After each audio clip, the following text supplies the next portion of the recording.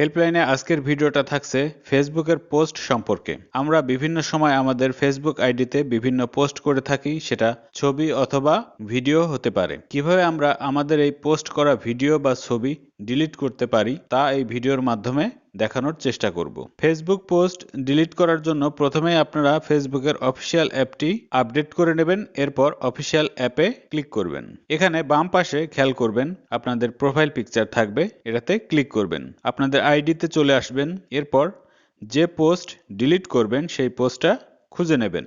আমি এই পোস্টটি ডিলিট করতে চাচ্ছি। পোস্টের ডান পাশে খেয়াল করবেন 3 ডট, এখানে ক্লিক করবেন। ক্লিক করলে এরকম ইন্টারফেস আসবে।